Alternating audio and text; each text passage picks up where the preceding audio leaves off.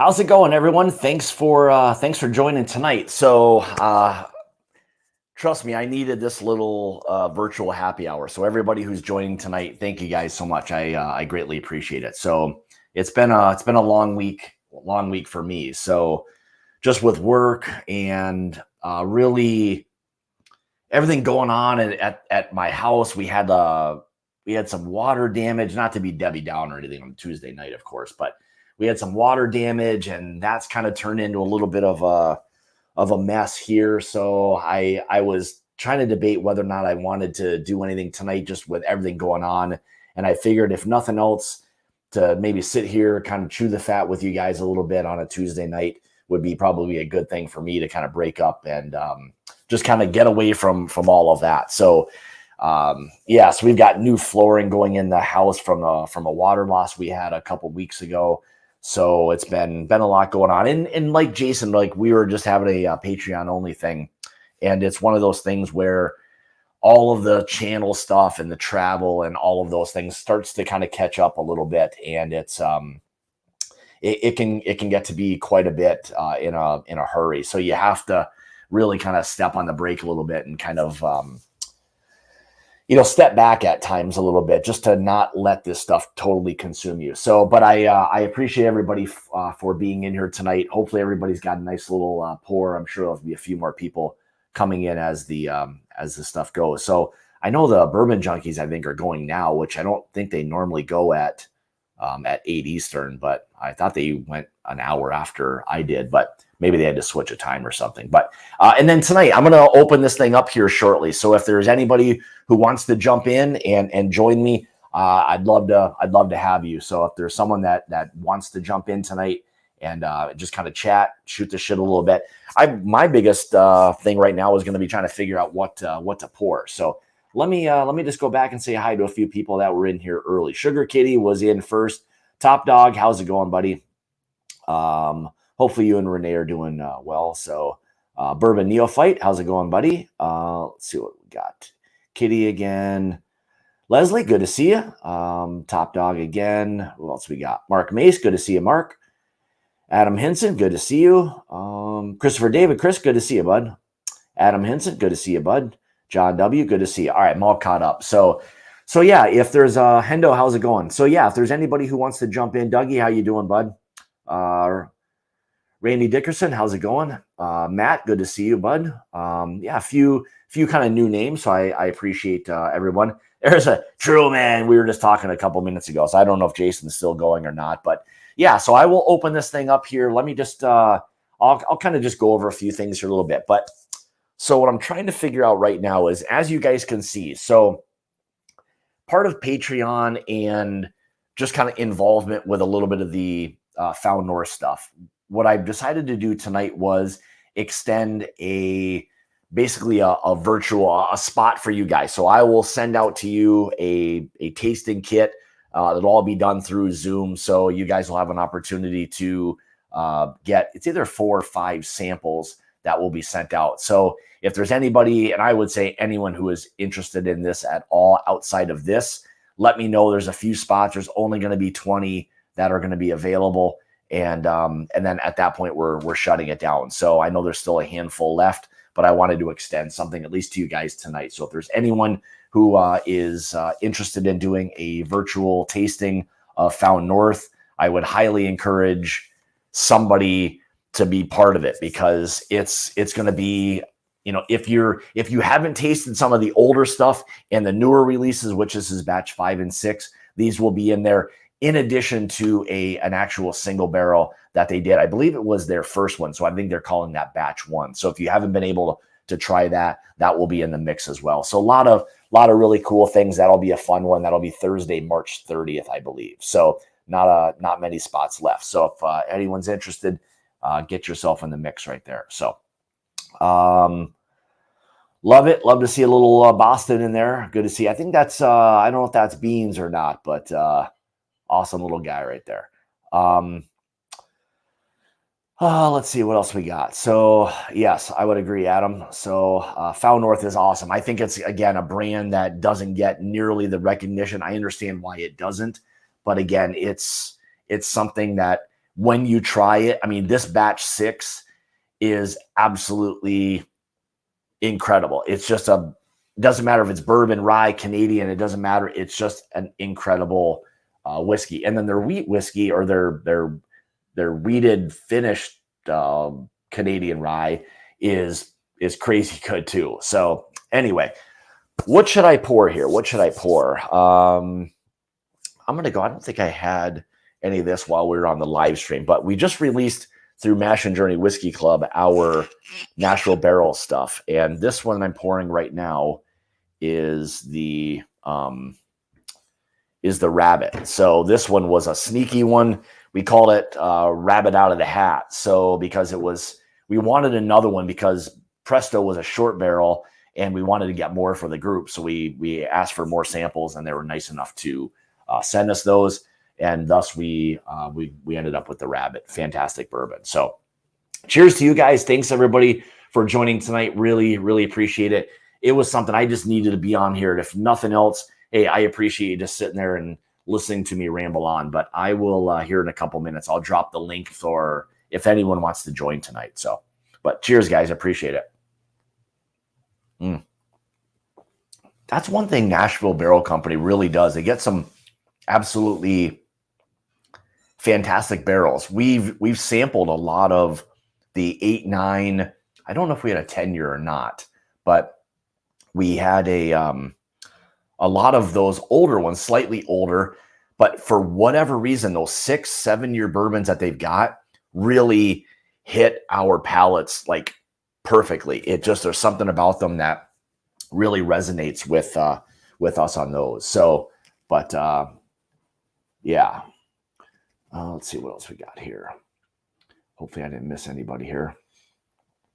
Yeah, that Fiddler is, again, where did I think I just missed it, but did I miss that? Yeah, so Shayla, that Fiddler, this is the one we're doing through the Mash and Journey Whiskey Club. That's finished in Amburana.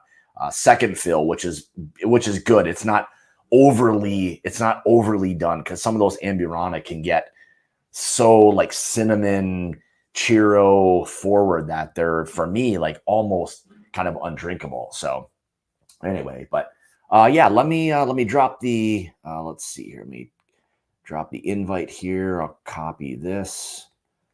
And if anyone wants to join, you guys are more than welcome. So let me drop that in here. All right, there you go. I think that should have, yep, there you go. So if anyone wants to join, hop on. So happy to have you guys on to kind of chew the shit a little bit, chew the fat a little bit. So yeah, just one of those things where I needed this. This is kind of a little bit for me, a little bit of a refresher almost, where I could just kind of sit back, relax, don't have a lot of real, I don't have like a lot going on tonight. It's just one of those things where I appreciate anybody who wants to listen to me ramble for 45 minutes or an hour. But let's see what else we've got in the chat.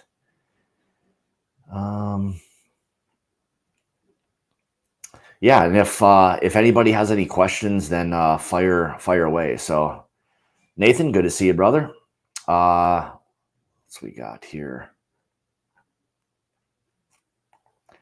What's up, D? Good to see you, bud. Yeah, so it's one of those things where a lot going on sometimes, and like I said before, with doing a lot of the content and the whiskey club stuff, it can catch up pretty quickly. So hopefully before too much longer, I'll have a little bit more time to kind of invest with just this stuff. But for now, there are times you got to kind of take a step back from things a little bit. So let's see here. I'll drop this thing in here one more time in case there was an issue. But yeah, Dave, love golf. Actually, the end of April, I'll be out in Arizona for a week. Kind of going out there with my dad to do a little golfing. So if we do get down to, I know when we were just chatting with Jason a couple minutes ago, if we get down to still Austin, I'm going to try to bring my clubs. If we're going to be there longer than a couple days, then I will. It'll be worth doing it there. So, but Yeah. So anyway, that's basically where we're at. So yeah, a lot of stuff going on, a lot of rambling here tonight on my part, but just wanted to again kind of say thanks to all of you guys. Appreciate all the support. It's nice to be able to kind of slow some things down and do all of that, but it's really a pretty incredible thing. So let me well, we got a man in action here. Look at we got KD. Look at this guy. Look at this guy. What's Jeez. up, Hawk? How's it going, brother? Jeez, you're like it's like an action movie here. Yeah, I'm headed to a buddy's of mine to try out this new Bernheim barrel proof. So. Oh yeah, I'll be interested to kind of hear what you think. I've heard some slightly mixed opinions and reviews, but I think if you understand like what it is and the approach that it is, I think maybe that will help a little bit in that part of it, not having some type of certain expectations. So I'll be interested to hear what you think of it ultimately. So. Oh, absolutely. Yeah, I've tasted it once, and to me, I really liked it. It was like a liquid Snickers bar, is the best way I can describe it. Cool. So. Cool. Yeah, I mean that's the thing. I mean, at the end of the day, it's not a bourbon. I mean, it's a wheat whiskey. Now it's I believe the mash bill is it 51% wheat and then kind of heavy corn, I believe, right? Correct. Yes. Yeah. Yes. Yeah. It's a nice one. So, but it's very interesting, and like you said, I think the interesting thing is to see how it progresses as they release 3 times a year, just like the Larceny and the ECBP. You're going to get some variation from A to B to C, and to see what the changes are going to be from each batch as the maturation process occurs throughout the year. So yeah, I would agree. I'm excited because of the price point. It's like $69 for a barrel proof, and 3 times a year, something different. So I'm excited for it, man. I would really agree with you on that. I think that's one of those things where it's something different that they haven't really pumped out. I think they do not gift shop stuff, but I think it's something you can do a bottle fill thereof. Yeah, you can bottle your own just like you can for when they have the Elijah Craig and as well. So yeah, so it's one of those interesting things, and plus I think the cool part is how they're doing their release. I think theirs is going to be like what a 223, I believe. So it's not like a 223. So that's kind of cool. Yeah, like I said, I really feel like it will open up some new doors to ideas about wheat whiskey and what it's like, but it also provides some excitement about something entering the market I know they've had wheat whiskey in the market for a while, but something different. There's not a lot of barrel proof wheat whiskey, and this first batch was about 118 proof, so who knows what it's going to do in B batches and C batches and then the next year when it releases. So I would agree with you 100%. I like the idea that again it's something different that's coming to the market that they're introducing, and again, Heaven Hill has been nailing really great pricing and all of that. So it's nice to see them doing some of that. We got someone joining you. Hendo, how's it going, brother? What's up, guys? How you doing? Doing good, man. Good. What you sipping on there? The old you were one of the lucky ones. Bella Bedford, man. That thing is so good.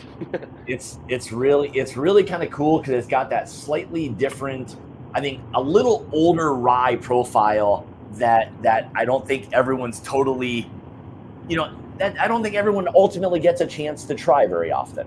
So right. Yeah, it's got a little dill note to it, which kind of surprised me a little bit.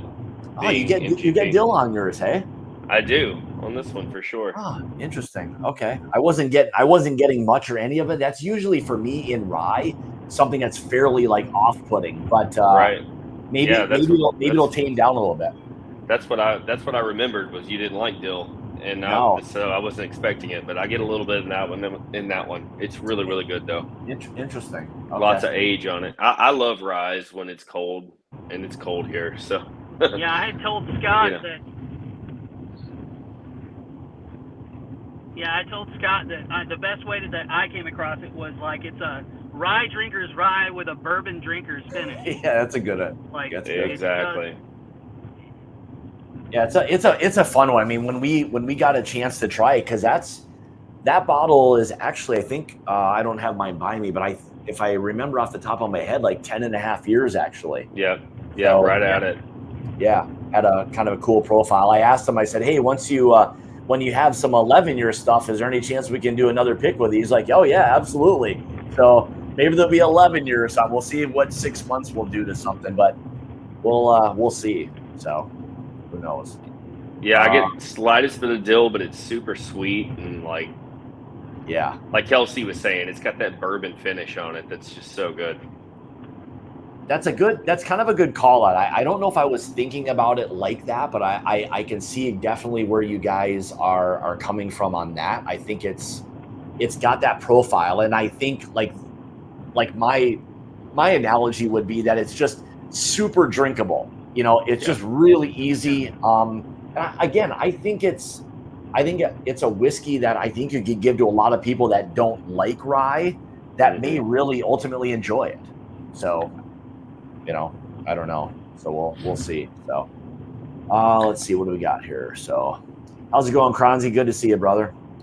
So what's new with you guys? What's anything new in the whiskey world? Anything else that you want to share? Anything like that?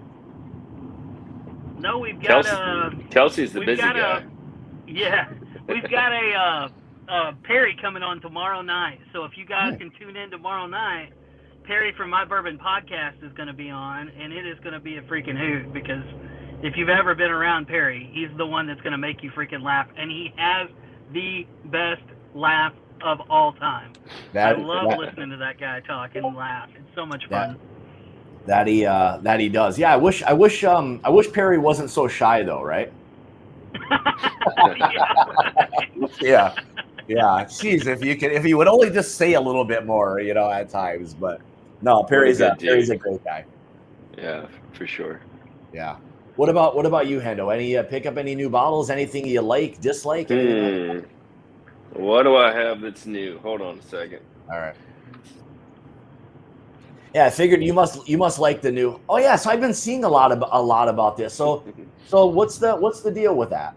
Well, 13th Colony is all Georgia stuff, right? It's all made in Georgia, not sourced, to my knowledge. It's a double oaked bourbon at 135.3 proof. It's the first sip of this thing will kick you in the mouth. The second one is like just amazing. I saw the podcast did a review of it, and they were actually thinking that it was punching close to GTS. I don't know about George C. Stack, but it's pretty damn good. I mean, even to suggest that, it must be pretty damn good. Yeah, it's got that dark fruit note that's pretty epic, and it doesn't drink necessarily. I mean, it's 9 years old, I believe. Really, they got stuff that old? Yeah, that's what's crazy. Is it's their stuff, and it's 9 years old. Wow. But I think the double oak just gives it not necessarily it doesn't have that Woodford double oak kind of flavor. Okay. But it's got it just gives it more age. I don't know how to explain it. It's just good. I'll send you a sample. Well, what's the oak profile on it? Is it heavy oak? I know you guys are warm down there a lot, so. Well, it's interesting because I think it's fruity enough that the oak doesn't dry you out. So okay, so good, like a good balance to it then. Yeah, it's really, really super balanced. It's like I said though, second sip is probably better than the first one. The first one will punch in the mouth. Okay. Just drinks a little hot right off the rip. So yeah. Okay. I've been seeing a lot of people kind of posting bottles about that. So that one and probably the Matt's Nulu pick are probably my two newest things that I've been getting into lately. Yeah, I've heard Fantastic one. his apple brandy finish is just stupid good. Y'all need to do one of those. Anyway. Yeah, I think we had talked a little bit about maybe trying to do Nulu, and I know they said basically kind of come down there anytime we could kind of have a free run at it. But yeah, it's probably on the table for sure. So, but we'll see how that shakes out. So Scott, one of your picks. So I had my father-in-law over this past weekend. I let him try the Bella Bedford. Yeah. And like you said, he's not a big rye drinker, but he loved that. Good. Something else that kind of caught him off guard was this pick. Oh yeah. Yeah. He was like, he's never had anything like that, and I've never had anything like this. Like, yeah. I didn't get into the last Driftless Glens. Like the way the desserty notes you get off these things are insane. Yeah. I don't know what it is that they're doing. I mean, it's just a small little distillery in little kind of northern, well, a little bit north of me, but yeah, I don't know what it is, but they're really producing some incredible whiskey, and I think that's become a lot more of a common theme with a lot of these smaller companies, just like that one that you got there by you. There's a lot of these great whiskey companies that people don't have an opportunity to try that now by groups and people doing things that people are starting to be able to get an opportunity to try some of these things. So 100%. It's really kind of a fun thing. So what's going on, BN? Hey, Scott, Hendo, cheers. Yes, definitely. How are Cheers you? to you. Not Cheers. bad, not bad. Thanks for joining tonight. So I figured Yeah. I'd get a couple suckers who would probably pop in here a little bit. So I appreciate that. I didn't have to do a lot of twisting of arms. It didn't seem like for everybody to have a little something. But Kelsey, no, you can't have anything right now. But No, but I was going to say, I just pulled up, so I'm going to head off, but I'll catch you guys later. sounds good. And we'll talk to you guys soon. Sounds good. Cheers, bud. Good to Thanks see you, for man. joining. See you, See bud. Now I got to figure out what to pour. So okay. So Hendo, you got the Belle of Bedford right now. So BN, what do you got? What do you got in the glass?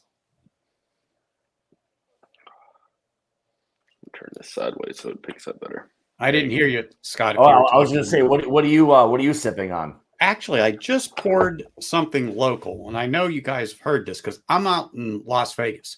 So Okay. This is a pick, Frey Ranch. Oh yeah. And I do not like the standard Frey Ranch. It just is not my jam. But not that their one. picks, and this is one from, which one is this? Okay, this is from a local place called Corey's up in Henderson, Nevada. Okay. And wow. Great place. Yeah, Great place. It's where you know what I'm talking about, Hend? I do, but it's just Henderson, so I just Yeah. Um, It's Yeah. I figured you'd catch on to that. But anyway, it's a really good pick. I mean, it's just, and I just grabbed it because it's a cold and rainy day here, Okay. overcast and miserable. And I just left 80+ degree weather. I was doing a little hunting down in Yuma, Arizona. My parents are down there. And so I figured, well, I drove down on Sunday just to visit and figured, well, take the wife, and we did a little hunting, but ridiculous prices down there. I mean, once in a while you find something that's decent, but you just got to look.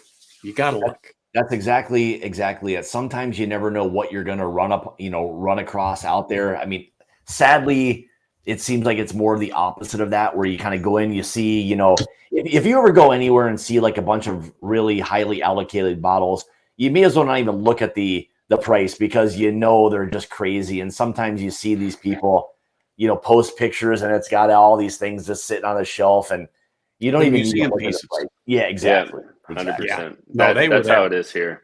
Yeah, When I you're figured since you guys all have kind of local-ish things too, I'd bust out the ASW. I don't know, how far are you from ASW, Hendo? Depends on which one. I'm 35 minutes from the one at the Battery, which is near the Braves Stadium. Go Braves. Yeah. But I'm about an hour away, hour and 15 minutes away from the actual Oh, all distillery. right, not far at all then. No, it's awesome. It's cool down there. This was our the Amburana, which sometimes for me can be very hit or miss. Like most of the ones I have are so sweet that it's just like almost undrinkable for me. But this one wasn't that. No, I really love that y'all did a second cask of it, because I think it's too much for me. It's just so much, man. I don't know. I mean, this was already, so this is their weeded bourbon. And if we would have went with a first fill, this thing would have just been so candy sweet that it just would have overshadowed. Well, I mean, we know what they tasted like, and it was just so sweet that it was just not what we wanted, and we just felt it was too much, so we passed. Yeah, I love it. But did y'all try the chin music while y'all were down there? No, we didn't go. We weren't there. They just oh man, they should have sent you chin music. So they put out this. You don't think for 1 second if we went there and you were an hour away that we wouldn't let you know we were coming, do you? I don't know. No, chin music is cool. If you ever see one of those, last year was the bourbon. I think this year was the rye. Mm-hmm. The bourbon was brought out when the Braves won the World Series, right? So chin music, being baseball themed, right. Actually, it's kind of like their Georgia Heartwood picks, but they aged it in maple batwood. Really? Yeah, it's pretty awesome. That's kind of cool. Even the nostalgic part of it's kind of cool. Yeah. Huh. And they also did a bunch of special picks for the when UGA won the championship. So all this Georgia stuff happening right now. They've got lots of opportunities to sell bottles. So is your ringtone right now Morgan Wallen 98 Braves? It should be the full blown tomahawk chop. Some people frown on that now. I don't know. I think it's pretty epic. But yeah, you're not going to stop people from doing that. So no. Anyway. So how are things in Nevada? What's the whiskey game like around you? You know what, Scott? It's like anywhere else. You got to know your prices. I mean, honestly, there are places here. Took Shane, Big Vic, Will Davilar, and stuff like that. Yeah. When they were out here in September, we went and did a hunt here, and then we went up to, I call it one of my museum places, but once in a while, you can find a little gem there, a little over MSRP, not going to throw you back, but more than half the stuff is absolutely redonkulous. But anyway, it's like anywhere else. You have to know what your prices are. And like that Found North, I don't have that here.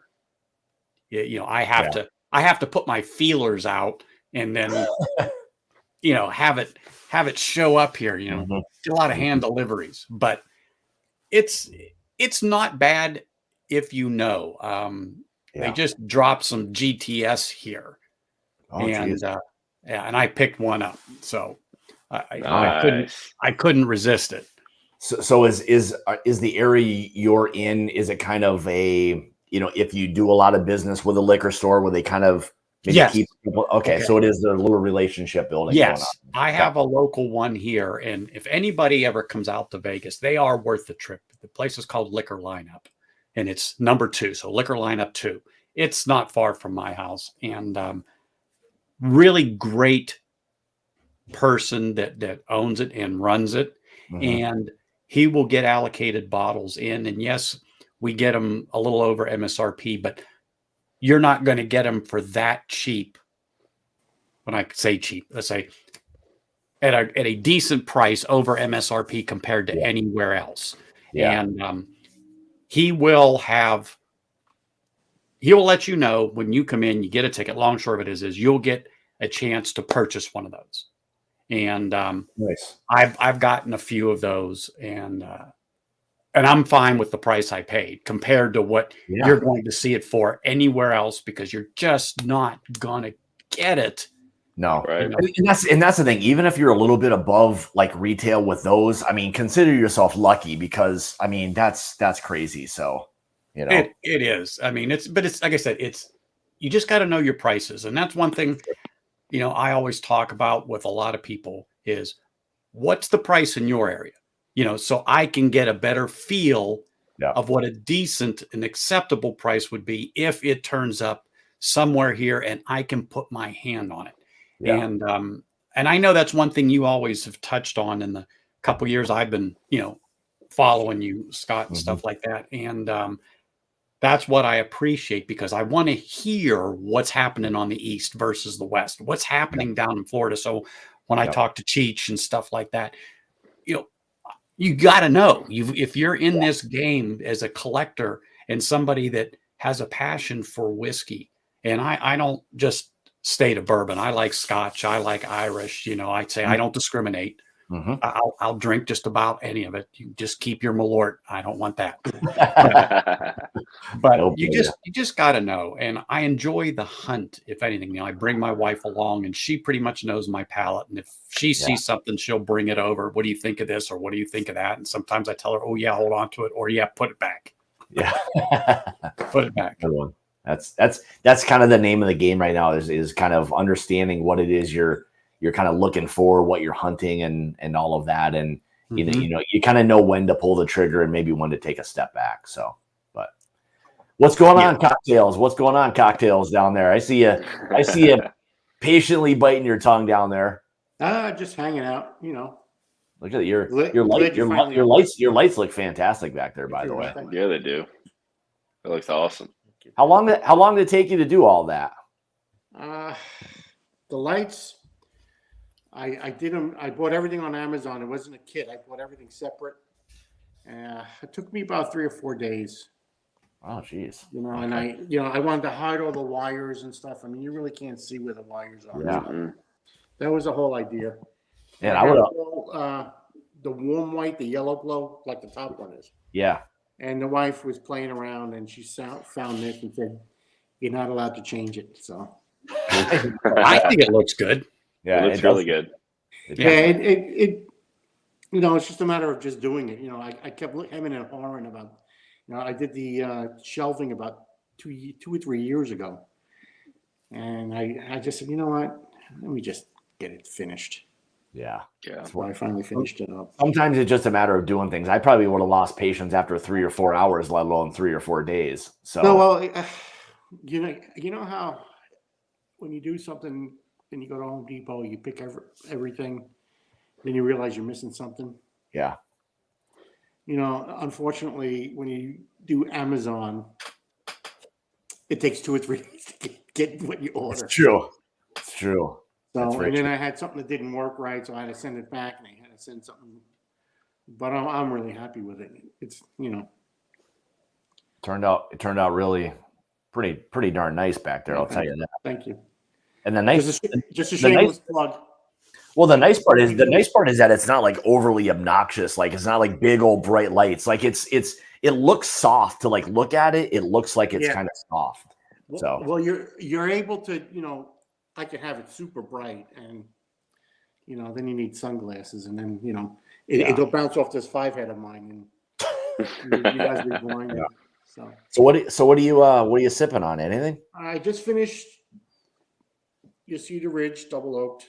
Oh, isn't that a good one? It's a fantastic. And now I went to the Dancing Goat. That's my next one I'm doing. Oh yeah, some of the lucky ones. Did anybody else get any? Hendo, did you pick one up or no? No, I'm not a big corn whiskey guy. Neither am I, but this is really good. I'll send you a sample. That's not a normal corn whiskey. Trust me, it's not. What that oak, that secondary oak did to that thing was ridiculous. I've never even had anything like that before. I feel like none of that ever comes out here. Yeah, no. That's why I got it. That one that's just a little small. That's a little small distillery, about an hour and 15 minutes, kind of west of me. And we were up there, and we were kind of asking about, hey, do you guys have anything that's kind of again different, unique? And they're like, well, we've got this 8-year-old 100% corn whiskey that they then finished in God, I want to say not Brazilian. Shit, what was the oak? What's the oak? What's it finished in? Jesus, I want to say like I don't have my old man. Hold on. I want to say like not A Spanish oak. My God, Spanish oak. It's Yeah, the Spanish Spaniard, yeah. Yeah, the Spaniard. My gosh, I was like, we do so many of these damn things. I like lose track of all this stuff. But anyway, what that Spanish oak did to that, and the color that it put on that thing, ridiculous. But anyway, that's the cool part about all these smaller like distilleries. Now, I don't know if you've got any around you, Roy, or not. These I got St. Augustine. There's a couple. I can't think of the one in Jacksonville. Okay. I wasn't sure like what Florida had as far as like craft distilleries that people are somewhat familiar with, but I've heard of St. Augustine before. Yeah, they have it. There's one in Tampa. It's got a military name. I can't think of the name. I'm bad with names right now. Wow. But yeah, there's a few. Shameless plug for you, buddy. All right. Anybody thinking about doing this Found North? I did one of them. I think Hendo, me and you did one before that.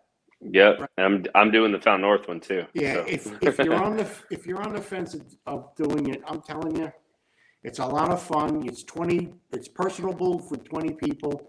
You get to talk to people that you don't normally talk to, on a live stream, and it's a lot of fun.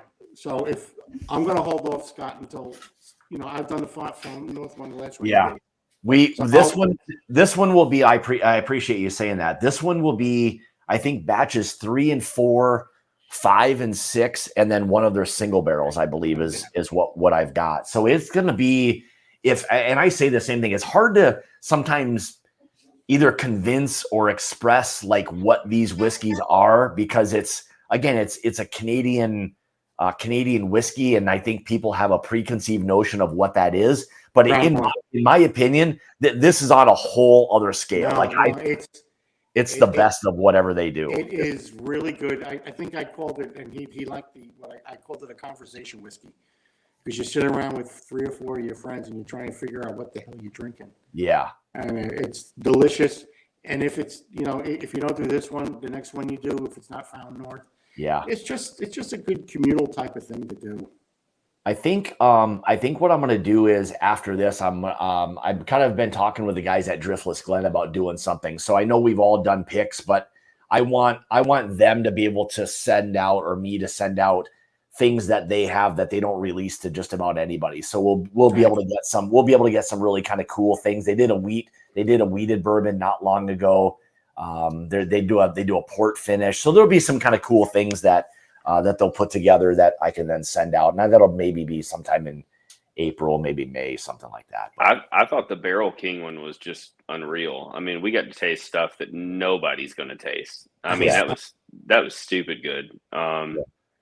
So yeah, I think it's a great opportunity, and I've not tried any of the Found North stuff yet. So that's part of the reason why I wanted to do it. I've heard a lot of good things about it, but I mean, it's not a cheap bottle, so it's kind of a good way to get into it. And that was kind of one of my approaches to this, was to be able to do more of these. I mean, I appreciate just, flights in general, whether it's, whiskey, beer, whatever it is, and being able to try some of these, because I mean, to buy 4 or 5 of these, I mean, you're into $600-700 by the time you pay for all that. So to be able to offer up, 4 or 5 different samples for everybody, I think it's a nice way to be able to introduce somebody to a brand that maybe people would Stag. You sending out samples, or are you doing like a Stag flight or what? No, I was going to say you could buy one of these for what you could buy 4 of those for. So it's I didn't pay that for it, but like John said before, not Barrel King, that batch 4 of the Found North was great. In my opinion, batch 6 trumps all of it. 6 is an absolute whiskey monster. Like you don't even have to classify that thing as Canadian. Call it what you want. It's a beast of a whiskey. It's so darn good. That's fun. Well, you know what, Scott? I agree with all of you about those types of tastings here. I'm not far from Smoke Wagon. It's just a couple of miles from my house, but Aaron doesn't have a tasting room or anything open yet. Rumor is, and it's just rumor, I haven't been able to send him an email or talk to him or anything like that. But, he's expanding. In other words, his warehouse and so on and so forth. So he is actively doing that. I hear he is going to put in something like that there. That Oh, not only can you go there and tour it, like I said, now this is all rumor. I haven't actually talked to him like I'm talking to you guys, but he's going to have something like that. And also, there's another one up towards, of course, Henderson, Nevada, which is south of me, since I'm in North Las Vegas. The distillery has been there a while, and it was called Las Vegas Distillery. And I have a few expressions for them. So they sold to another person, and I do believe the name is going to stay the same. But they are opening up a tasting room, and it should be open up like when I say any day, any week, yeah. coming up. And I'm really anxious to take a drive up there and try some of their expressions. But I enjoy the smaller distilleries for just what you're talking about. The people that take the time to put this stuff together and blend it, and their taste. I mean, the craft. That's why I enjoy spirits in general. Yeah. I like the smaller ones because I really, really appreciate the people that blend this stuff and can produce some excellent juice. I mean, excellent. And from stuff that you've never heard of. In other words, from a distillery that you've never heard of. And they're probably never going to make it over to Ohio where you are, Scott. You're in Ohio, right, Scott? I'm in Wisconsin. Wisconsin. Okay. Yeah. I knew, I was going to say, I couldn't remember exactly where, but kind of in Jason's the in Midwest. Ohio. Yeah. you're kind of like in the middle there. Not far. Not far. Exactly. Well, I went to Youngstown State, so, but don't hold that against me. That's okay. We won't. Yeah. But anyway, that's one of the reasons why I enjoy craft spirits or spirits in general. And I really appreciate talking to people that can talk about these spirits to express themselves to the point to where not only I may not be drinking it, but I can appreciate what you have in your glass just by the way you describe it. Mm-hmm. The passion in your voice. And I appreciate that. I mean, I like when people say that, because I guess from my standpoint, again, it's not about a rating or trying to tell people good or bad. Again, it's trying to express, those nosing or tasting, profiles. And if that's what you like, or that's something that you maybe agree or disagree with, that's all that I care about. Whether you like it or not, that's not for me to decide. But correct, because you. That's exactly. Right. It's me. So you try to do what you can with that part of it, and try to really like dive into it and try to express that. So that's really my approach to any kind of review of anything. So and I agree with that 100%. And that's one thing I always tell people. Something may make my right foot tap out of control because it's so good. Yeah. But that doesn't mean it's going to be your jam. Exactly.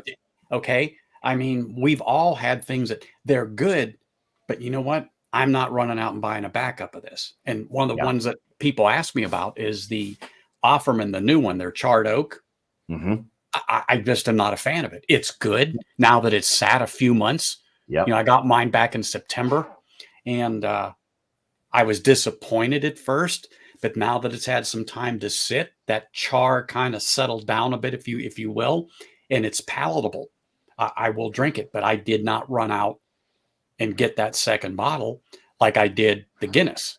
I mean, it was hours after I brought it home, had a couple of sips. Yeah. I told my wife, take me back, because I got to get that last bottle because it's gone. And then a couple of weeks later in Whiskey Advocate, it came out as one of their top whiskeys. Yeah. So, I mean, that's always a fun thing, is just to listen to people, either express like why it is they enjoy something or why they don't. I mean, again, I don't care whether you like it or not. I mean, I like to share whiskey and do all those things, but exactly. I mean, really, the fun part I have with whiskey is not even as much of drinking it myself, but if people come over, like the like inundating people with like everything you've got, like it's like it feels like a challenge, like maybe like Hendo or Roy or whatever you guys do with people. It's so hard not to do that. It is. And so every year, I'm getting ready to open up my trailer here in a few more weeks, because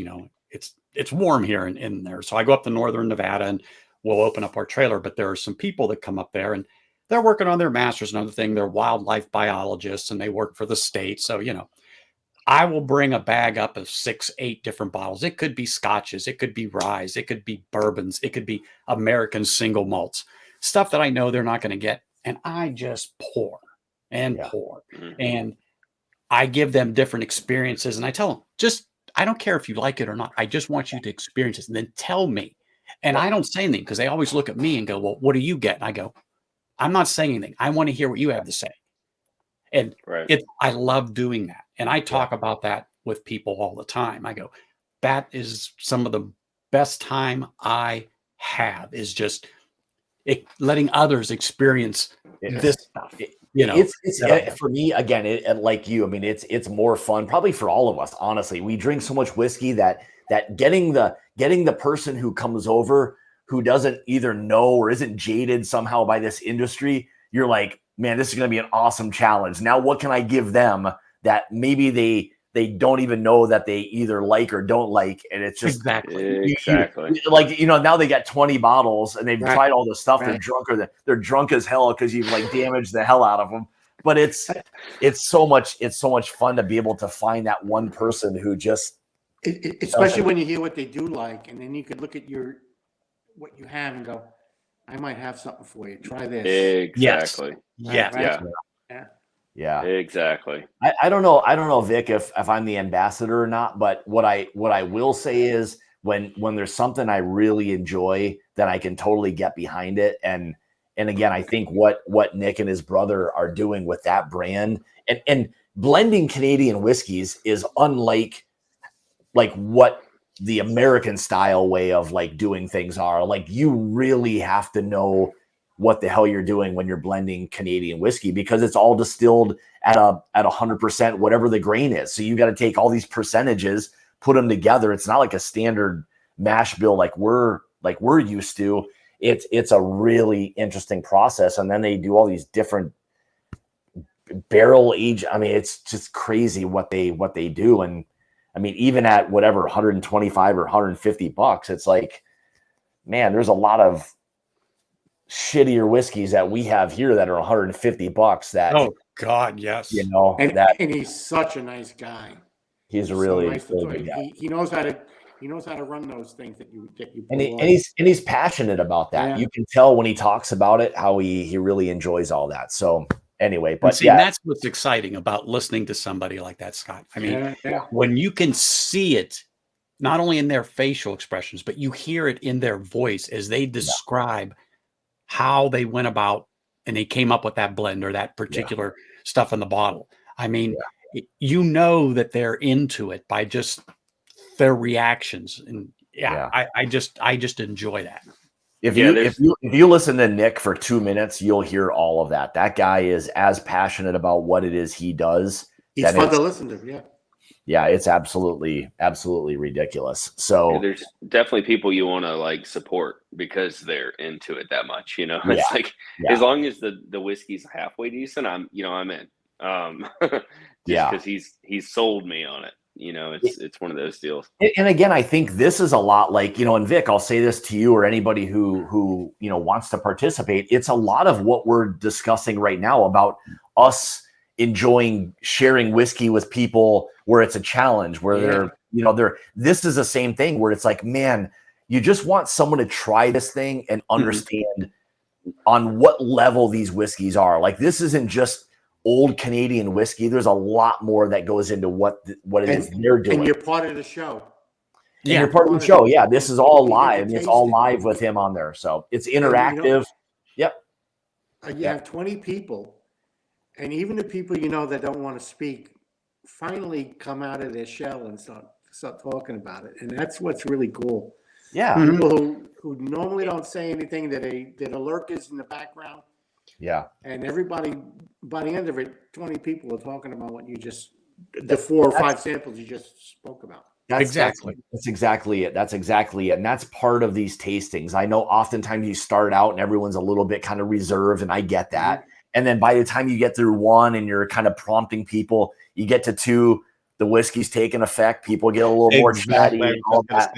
And then I think the true like, whiskey fans that we all are comes out, and you hopefully start to really appreciate what it is you're trying. So That's why, like when I do or set up, flights or blinds, literally I do it blind. I don't tell anybody what the hell anything is. You try it. I don't want you to know what the label. I don't want you to know how expensive it is, because all of those things play. back. It's irrelevant. Do you like Exactly. it? And that's what I want to know. And that's what I tell these guys when I go up there. Even though they see the bottle, they have no idea the cost. Okay. Correct. Right. When Right. I say they are literally, and there's nothing wrong with it, because I enjoy Old Granddad, Old Tub, and Wild Turkey 101. I'll drink that every day. There is Yeah. nothing wrong with those pours. But that's their price point. But I got that. But when I'm bringing some stuff up, I bring that because I know they like it. And I say, yeah, we'll leave this over here. But I lay them out on the table and I fill the Glens up and I say, now just sit here and drink this and let's talk. And it's a wonderful experience for Yeah. them as much as it is for me to do it. And that's what you're saying, Scott. Yep. It has nothing to do about the name. I just want you to taste this. Tell me what you think. And then usually they say, holy smokes, this is so good. And you're like, Yeah. I know, because you know what it is, but they have no clue. And to see the expression on their face when they drink that and go, oh my gosh, this is amazing. And then later on, I'll explain to them what it is and who makes it. And I'll go through a little bit of the history on it. And they just shake their head and they go, where do you find this? I go, I mean, I'll just say, I can call certain people and say, hey, I know they're like Marty. I can go and call Marty and say, hey, find me this bottle. And, Right. Yeah, Yeah. it is. I mean, that's exactly it. When you eliminate the label and monetary part of like whiskey, or probably really anything in general, it doesn't matter what it is, and now you're forced to nose it, taste it. If we stay on whiskey, you're going to choose what you like for two reasons. Does it smell Yes. good? And does it taste Yes. good? That's it. Right. And I am so If you like one that's $20 more than one that's $200, hey, more power to you. You know. So exactly, and it's fine, and that's what I tell them all the time. It need makes these. no difference. You need these. what is that? Those are the bottles, Oh yeah. the sample bottles. I buy Yeah. 24 every time I have people over. Mm-hmm. Oh, geez, I buy like, I don't know, the 50 ones I buy. big flats. Yeah, I buy like, I think the boxes I've got like come in like 108 of them or something. So I Right. don't even have any monkey people around. over, so. Yeah. And again, like I think at times people, think for like a tasting that you need more whiskey than you do. You really only need an ounce. I mean, if you got an ounce of whiskey, that's plenty. That's plenty of whiskey You to don't do. even if you have people who don't normally drink it, an ounce is too much. You just want to coat. True. You know, the 100%. best Yeah. the best smell of your glass is when you have that last little sip. Yeah. So if you just do a little bit and let them know it, and make, Yes, Yeah. you And- tell them and- caramel and they get it. Because Yeah. Yes. caramel with almost every bourbon you can put caramel, brown in it. sugar, honey. Right. Right. Depending That- upon what it is, If you they can get know them to do those that, notes. they think, hey, maybe. And hell, I mean, we all know this. You literally don't even need whiskey in your glass. At times, the whiskey, when you drink it and you let it sit for a little while, the glass smells so damn good with no whiskey even in the does. glass, for crying out loud. It Right. does. Yeah. The next So- day, I've removed the Glen cap off of one, and it just will have some remnants in there. And it's like, oh my gosh! Yeah. And I just love smelling that. It's amazing. But the joy for me, I hate to harp on this, but it is a pleasure for me to be able to do this for certain people, particularly when I'm up at camp. And I don't care. Come on over. It's like, here it is. Drink it up. I don't care if I bring no bottles back. Mhm. But you're right. And I agree with you, Roy, about the size. An ounce is perfect, especially for tastings, because especially if you're going to go through 6 bottles or 7 Right. different bottles. Okay. Yeah. And then usually after that, I tell them, go back and pour as heavy as you want out of any of the bottles. I don't care. But that's what I will do. I'm pretty good. I'll measure it out and I give them all a taste and just let them go. But that experience is exactly what I agree with you and everyone else was. That experience for them just to have that is priceless to me. Yeah, And I yeah, enjoy I agree. Enjoy I couldn't agree more. So I'm at kind of a weird spot right now with my collection where it's not a weird spot. It's just I don't have any more space. yeah, So and I mean I literally have a freaking cardboard box on the floor right now. Kind of ashamed of.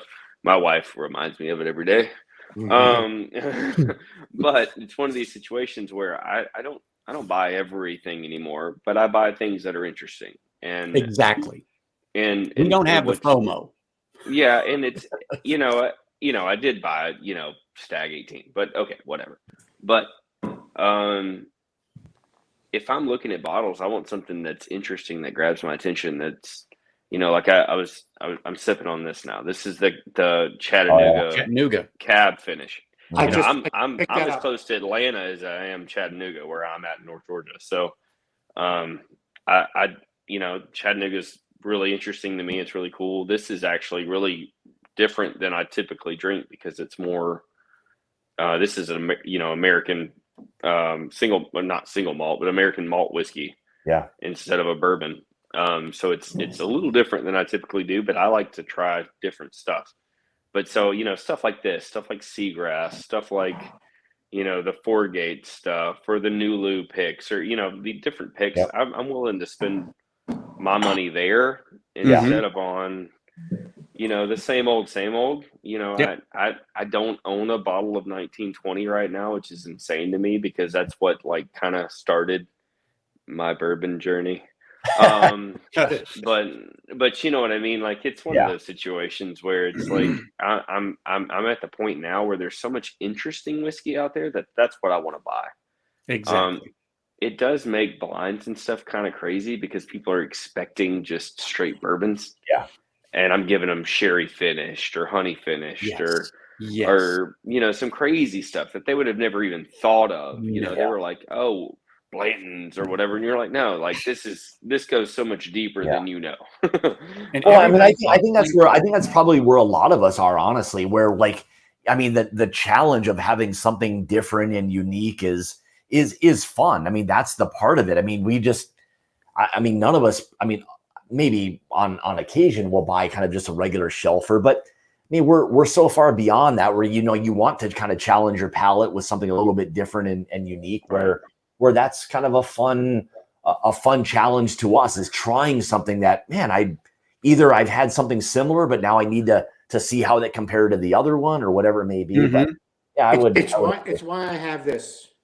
I don't drink it, but everybody that you bring over who isn't experienced, this is top shelf. Mm-hmm. Yeah. When they think of whiskey, this is what they think of. So Yeah. I have You're it basically right. to show them, look, I have it, but I also have a single barrel Jack Daniels. I have, Go ahead. Yes. I have their rye. I Yes. have their bonded. I mean, there's a Mhm. lot more. If they don't want to get off that Jack Daniels thing because that's what they drink, I'll give them the other options at least. But I'll never tell anybody. Yeah. That's Once crap. Yeah. Once they have Exactly. that single barrel stuff from Jack and stuff, you can't go back to that bottle. No, well, that's where I you mean- start, and then you could say, "Hey, I have this Chattanooga Try this Founders bonded or something." try this triple match. Oh, the Yeah, Founders right. is so good. Yeah, Founders is awesome. exactly. And Yeah, that you can't go I wrong mean- with those. That's for damn sure. yeah, That's what Super Yeah. fun. yeah, John, I keep that Long Branch. Don't you worry. It's on the floor, as a matter of fact. The So I Long don't Branch. have to ever look at it. Have y'all I can't tried see chat, so. the Old Fart? The what? Uh-oh. Battery might have died. It No, it was Under it was an alarm for something. Anyway, have Oh. y'all tried the Old Forester Texas thing? What was it called? No, I know that. I know what you're talking about. I haven't tried it, but man, there was like a little bit of chat about that. Then that thing was gone. Then it wasn't It's even. gone. Yeah. I don't even remember what it's called. It had like a W on the label. Yeah, I think it was kind of like a yellowish label or like tan or something like yeah, that. but it was sounded just like Long Branch to me. But Yeah. Yeah, Right. I never heard of it. Yeah, it was Yeah. like only released, I think, in Texas, and it was Well, like no, it was the King Ranch. Oh, that's what it was. Yeah, King Yeah, it was Ranch. King Ranch because like the King Ranch trucks, like the Ford trucks or King Ranch or whatever. mhm. It was King Ranch, and it was supposed to be like a Texas mesquite or something on like a Old Forester. I don't know. I never tried it. I just didn't know if either any of y'all have tried it yet. Yeah. No, and Whiskey Uncensored said it was disgusting. Yeah, I And know. if There you go. if I Ben know. says it's bad, I believe him. Yeah, Right, yeah. that's kind of what I heard. I mean, I'm not a huge fan of like when you get one singular component that dominates like a whiskey. Like I never want it to just be all of one thing. Like if you lose the 100%, whiskey, yeah. I mean, what's the point of that? Then you may as well just drink whatever that other spirit is or whatever that other component is. It's just Right. it's just Yes. one of those things. So Well, it's like what we were talking about a second ago was like we're looking for complex things. We're looking for interesting things. And one noters, I mean, I don't have room for those, Or the unfortunately, one right note now. that overpowers everything. it's And not it's fun like, anymore. wait a minute. Yeah. Where's the other stuff in this? that was the interesting thing about this. So this is a 15-year-old corn whiskey. So right up Hendo's alley. Oh, yeah. It was a 15-year-old 99-1 that was finished in a wine barrel. We haven't clarified yet with them what that was, but the odd part about this was it literally tastes like an old like really good dusty bourbon. Mm. It was odd. I'm like, what is this? Like, what are we even tasting right now? Like, it shouldn't be. We didn't even know it was finished at the time. We're like going through. We're like, oh man, that's fruity. It feels like it's finished, but we didn't even know. And then we said, and we're like, man, this thing tastes like literally like an old dusty turkey or something. And we're like, we got to get that. Whatever the hell that is, we got to get that because there's not anyone getting this that's modern day now in terms of what that profile was. It was ridiculous. But then they told us how many bottles there were in the whole damn barrel. It's like 42 bottles or something. We're like, what the hell are we gonna do? What are we gonna do with 42 bottles? You know? So yeah, they're gonna go. We'll do some lottery thing or whatever the hell we'll do. So but it's How many total Patreons or patrons are there between the two of you? I think it's just shy of 1,000 now. Wow. Yeah, it's quite a few. That's why when we do these things, like with the Nashville Barrel, I mean, that was 330. And again, all but I think maybe around 20, 25 now are available are gone. But we've also wanted to take a little bit of a step back as far as like every single week we were there like releasing something and we were trapped. We didn't have a choice, but we're trying to spread it out a little bit more. We understand that it's pricey. My wallet appreciates it. We get it. It's, I mean, even from our standpoint of having to do all of the legwork, week after week, like literally it's like, shit, we just want to break. Like I said to Jason today, I'm like, man, I'm so glad we don't have a bottle release this week. Like I just wanted a Friday to not have to worry about doing anything. And it's kind of refreshing from that standpoint. But these are kind of the fun ones, especially when you get different, unique things that we can get a lot of, like the Cedar Ridge. Like the Cedar Ridge bottles are ones that probably 90% of most people, haven't tried, wouldn't reach for it. But when we went there and we were able to do those for what they cost, we're like, we can't pass this up. It's something different and unique that I shouldn't say different.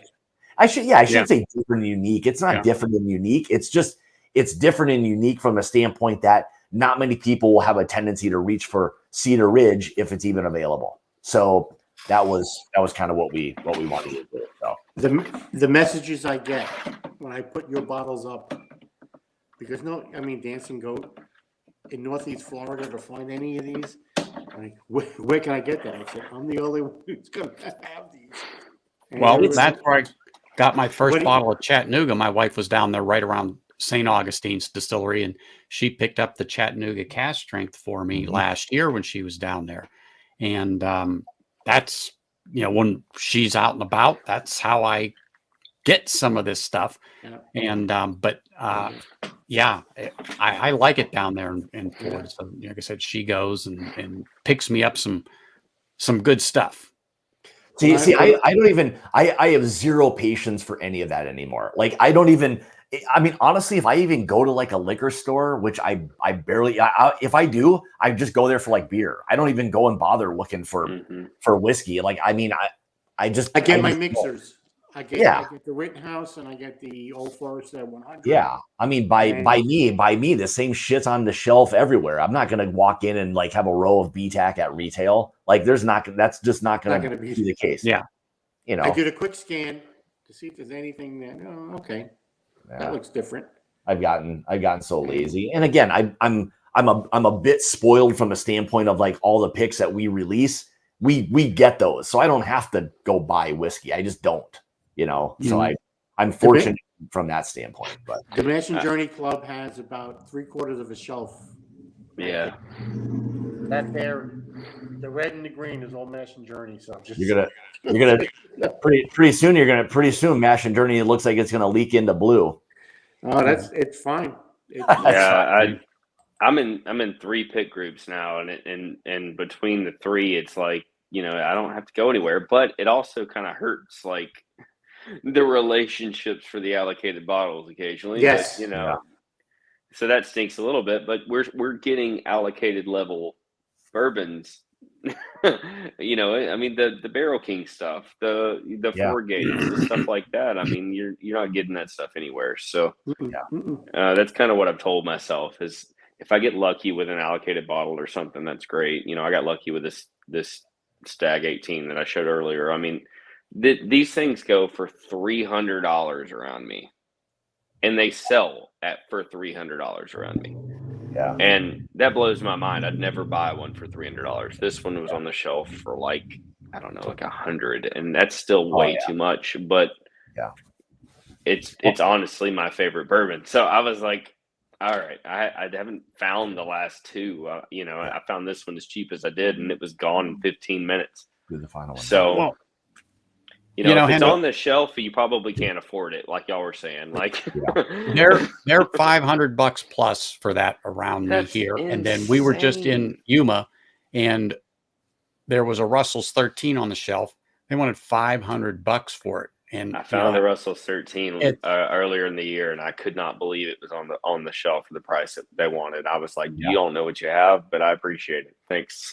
Yeah. Well, she pointed out that, you just can't pay some prices for things. I mean, you may want it. It just gets to the point where it's just too ridiculous. You know why? Because we're not their market. They're waiting for the guy who walks in, who probably has a little bit more money than time, and just doesn't care about that, and is 100% willing to spend that kind of money. Like, all you need to do is go to, well, maybe before it was like shut down by like the FBI or whatever, but Justin's House of Bourbon.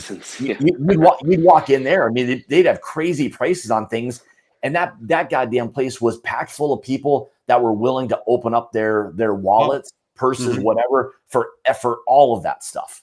And it's just crazy. So it doesn't. It's not getting any better though. Yeah, it's not getting any better though. I mean, we're a single breadwinning household with 2 children. I'm not doing that either. So exactly. And none of us need to do that. We don't need a $70 bottle for $500. Like, there's zero justification I can make for that. Like, I can't even I couldn't even like win an argument with myself. No. Much less your wife. Yeah, exactly. I mean, I'm not going to spend $500 on a whiskey. I just don't. I don't need it. I know there's probably a lot of other really good whiskeys that may be somewhat comparable to that. So my justification is that I talk myself out of having to do any of that. But in all reality, I probably wouldn't do it anyway.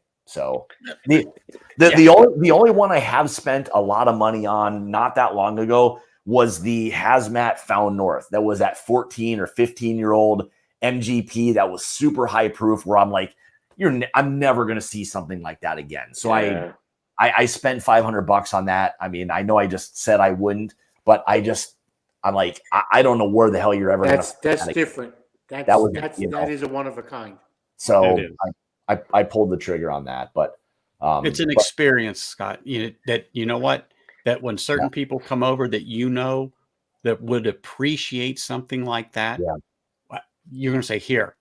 And I've done that, on occasion with different things, and certain ones I've had, I've given samples to people that I know just are never going to come across that. Yeah. But Right. anyway, I'm going to jump because I got to get dinner going here. It's a little after 6 for me. Yeah. Well, hey, I appreciate you spending a little bit of time with us tonight. So no, this was great. Appreciate you all, Scott. Always enjoy seeing you. Normally, I'm working at this time of day, so I'm working on everyone's stream or something like that, so I don't get to do this. But anyway, it's always a pleasure to see good whiskey people, not only streaming but here in chat, because there's a lot of people I know in chat.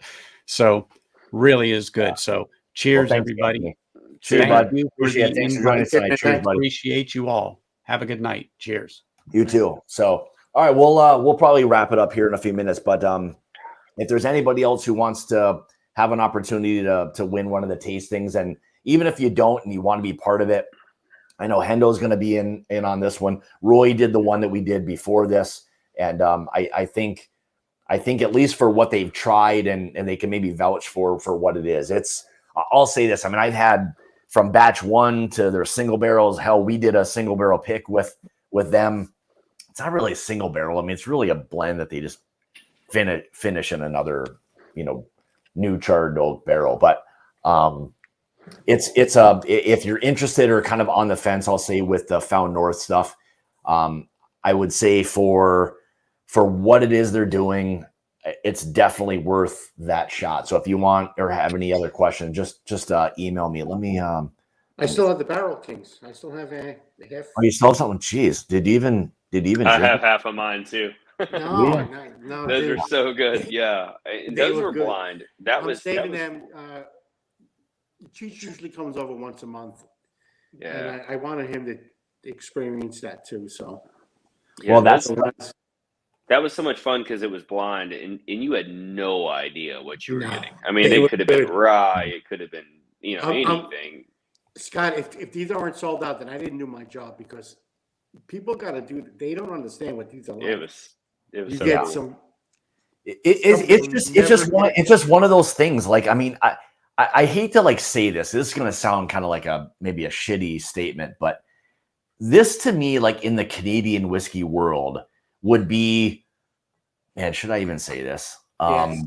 Say it. I know what you're gonna say. It's as comparable of a whiskey for like how we go after like BTAC type of stuff. Like it's so different and rich and unique that it's just a really fun experience for what it is that they're doing and offering as a Canadian whiskey brand, but really designed for the American bourbon rye kind of drinker. That's really what they're going after. So, but anyway, well, yeah, Terrence, I think you might actually already be in the running. You're already kind of in the running. My wife's going to do old school. I'm not even going to do like ask Google or Siri or any of those.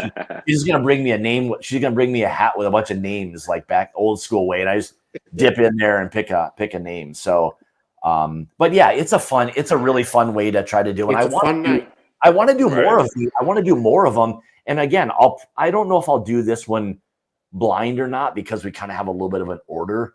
And really, most people don't know what the hell any of it is for the most part. That's what I think. That was the is fun cool thing about this Found one. North. He would explain to you what each one was. And I was lucky enough, we had that batch one, the very first one, that he I mean, that was the most incredible thing I've ever tasted. It was so different. I would say, like, if you, as much as you enjoyed that, I think, and I can send you a sample. Like, I've got a couple of these bottles, but like this batch 6, like 5 and 6 are crazy.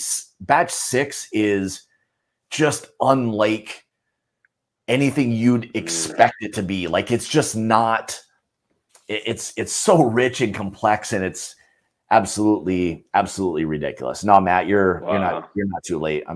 I'm sure the wife's monitoring everything, so she'll throw you in that thing. So That's awesome. All right, why don't we'll end with Matt, and I'll have her bring the old hat with names in. I can stick the old hand in and pick a name. But yeah, well, like I said earlier, like I'm just excited. I've seen Found North on your channel, at least a couple times. Yeah, they've been on a couple times. Yeah. And I've always been interested, but the price point's hard. Like we were talking about earlier, it's a lot to spend on an unknown. And I get that, but what this gives you is the opportunity for a fraction of the price to try it and to get an experience with the people that sell it, and and ask questions, and even if you don't like it, tell them you don't like it, and maybe they'll do something to fix it. They appreciate all those, and really Nick is to the point where I think he's watched the evolution of all these things kind of develop, and he'll say the same thing. He's like, oh my God, batch 6, it's better than batch 4 or 2 or whatever it was. Because when I had batch 2, I told him, I'm like, shit, man, this is, I'm not even going to say like from a Canadian whiskey, that's just an incredible whiskey.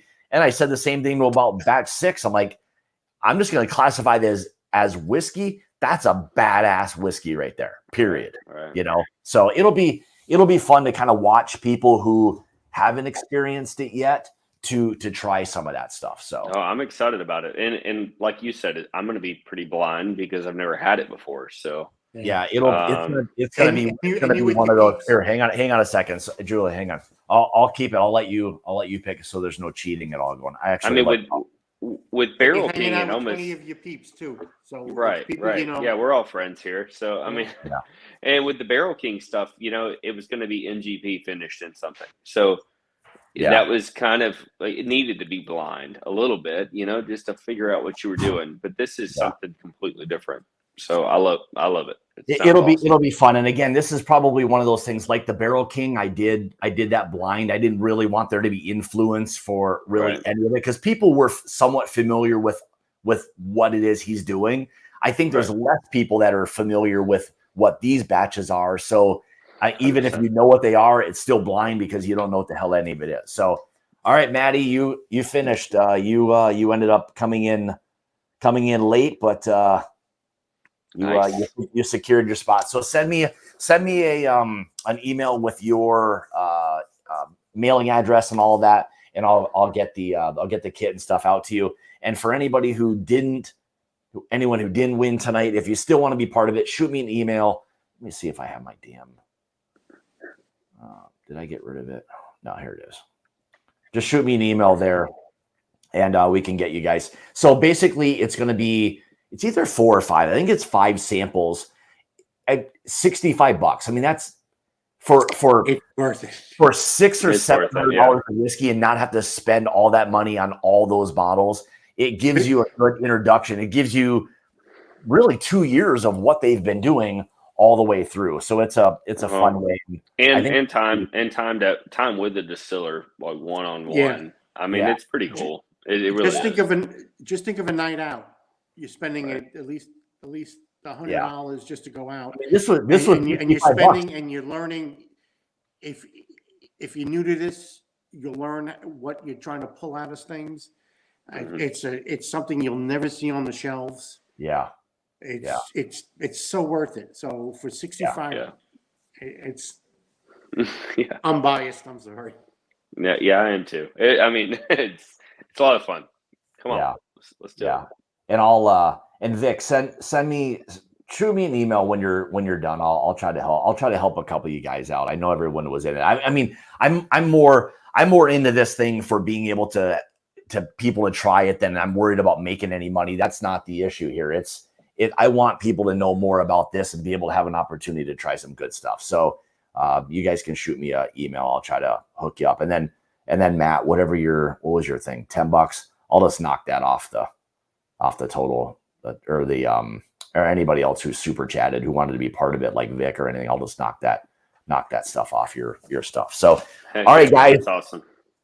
I appreciate you guys kind of jumping on tonight. It was going to be, for me, I just needed a night to just decompress. And, Me too. I don't know if you heard, I know Hendo, I know you do a lot of like flooring related stuff, and man, I've got a goddamn mess going on with flooring at my house right now. So, no, dude.